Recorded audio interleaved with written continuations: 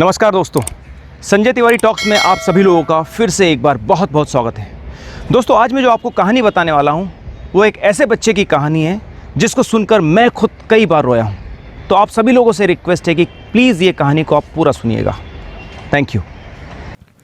कर्नाटक के एक छोटे से गांव में प्रताप नाम का एक लड़का रहता था। उसके माता पिता एक गरीब किसान थे। खेती किसानी से सिर्फ इतना कमा पाते थे कि घर के सदस्यों का पेट किसी तरीके से भर पाते थे। बड़ी मुश्किलों से उन्होंने प्रताप का एडमिशन स्कूल में कराया।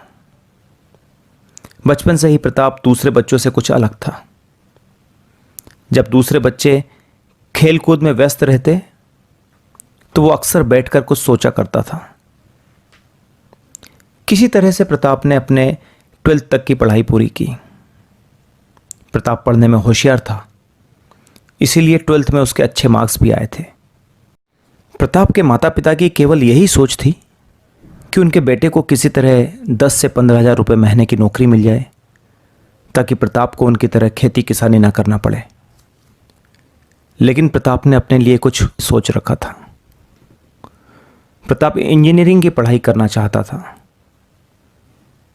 लेकिन गरीबी के कारण इंजीनियरिंग की पढ़ाई नहीं कर पाया और मजबूरी में उसे बीएससी में एडमिशन लेना पड़ा।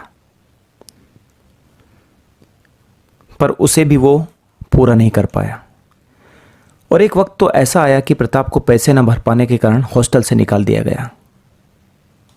प्रताप के सामने कोई भी दूसरा रास्ता नहीं था। दोस्तों, वो सरकारी बस स्टॉप पर रहने लगे। सार्वजनिक शौचालयों में फ्रेश होते और अपनी दिनचर्या पे फिर से निकल पड़ते। वो वहाँ से साइबर कैफ़े जाते और साइबर कैफ़े ऑनर से थोड़ी देर वहाँ बैठने की रिक्वेस्ट करते।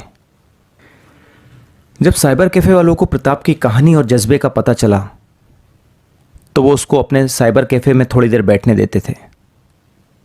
वहीं से प्रताप ने कंप्यूटर लैंग्वेजेस जैसे C++, जावा, पाइथन, क्लाउड कंप्यूटिंग आदि सब कुछ सीख लिया।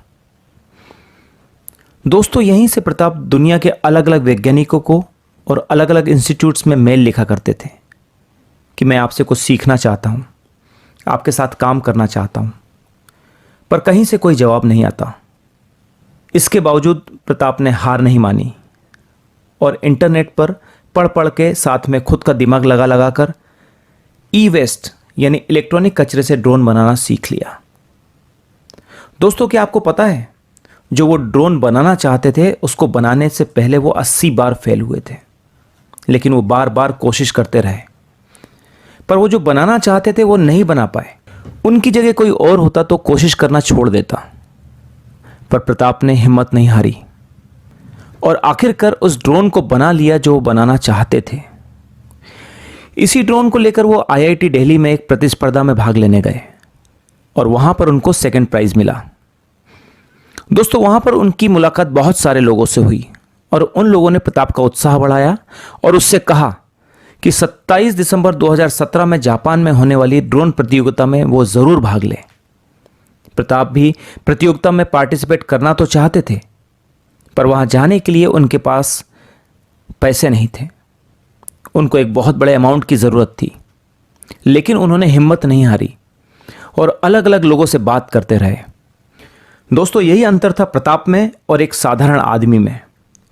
कोई साधारण आदमी होता तो इतनी मुश्किलों के बाद कोशिश करना छोड़ देता, पर प्रताप ने हिम्मत नहीं हारी और लोगों से लगातार अपने प्रोजेक्ट के बारे में बात करते रहे। जिनसे भी वो बात करते उन सब लोगों को प्रताप का प्रोजेक्ट तो बहुत अच्छा लगता, पर वो उसकी फाइनेंशियली हेल्प नहीं कर पाते। पर कहते हैं ना दोस्तों, जिस चीज़ को आप शिद्दत से चाहते हैं तो पूरी कायनात उसे पूरा करने में लग जाती है। और ठीक यही प्रताप के साथ भी हुआ। दोस्तों, एक वाकया मुझे याद आ रहा है जो प्रताप ने कई बार अपनी स्पीचेस में भी बताया है कि जब प्रताप इंडिया की तरफ से जापान जा रहे थे इस ड्रोन प्रतियोगिता में पार्टिसिपेट करने के लिए, तब उन्हें अपने इस प्रोजेक्ट पर किसी वेल नोन साइंस प्रोफेसर से सिग्नेचर चाहिए थे। तो जब प्रताप मैसूर से चेन्नई एक प्रोफेसर के पास सिग्नेचर कराने के लिए पहुंचे तो उस प्रोफेसर ने ये कहकर उस प्रोजेक्ट पर साइन करने से मना कर दिया कि ये एक इंजीनियरिंग का प्रोजेक्ट है और चूंकि आपने इंजीनियरिंग नहीं की है इसलिए मैं इस प्रोजेक्ट पर साइन नहीं कर सकता। प्रताप परेशान हो गया। उसे समझ में नहीं आया कि अब वो करे तो क्या करे। उसने प्रोफेसर से बहुत रिक्वेस्ट की, लेकिन प्रोफेसर ने उसकी बात बिल्कुल नहीं मानी। अब जब प्रोफेसर से बात करने के बाद प्रताप वापस रेलवे स्टेशन पे गया, तब उसने वहाँ डिसाइड किया कि मैं प्रोफेसर से साइन लिए बगैर चेन्नई से वापस घर नहीं जाऊँगा। दोस्तों, उसने वो पूरी रात चेन्नई प्लेटफॉर्म पर गुजारी। दूसरे दिन फिर उसी प्रोफेसर के सामने गया, प्रोफेसर से फिर रिक्वेस्ट करी, लेकिन उन प्रोफेसर ने उसकी बात सुनने से इनकार कर दिया। इस तरीके से 26 दिन और रात प्रताप ने चेन्नई रेलवे स्टेशन के उसी प्लेटफॉर्म पर गुजारी। और एक वक्त तो ऐसा है दोस्तों कि प्रताप के पास खाने के लिए कुछ भी नहीं बचा था। पैसे थे वो ख़त्म हो गए थे। प्रताप के पास सिर्फ ब्रेड के 4 टुकड़े बचे हुए थे। प्रताप एक टुकड़ा सुबह खाता, दूसरे टुकड़े को उठाकर शाम के लिए रख देता। इस तरह उसने 4 ब्रेड के टुकड़े 2 दिन तक चलाए। और इस बीच जब माँ से फ़ोन पर बात होती तो प्रताप अपनी माँ से कहते कि माँ, यहाँ मैं बहुत अच्छे से हूँ, प्रोजेक्ट का काम चल निकला है, इन लोगों ने मुझे होटल में रुका के रखा है और मुझे किसी प्रकार की तकलीफ़ नहीं है। जब मैसूर के एक व्यक्ति को प्रताप की इस कहानी और जज्बे का पता चला तो उसने प्रताप को जापान जाने के लिए 60,000 रुपये से मदद की। प्रताप को 60,000 के अलावा भी और रुपयों की ज़रूरत थी।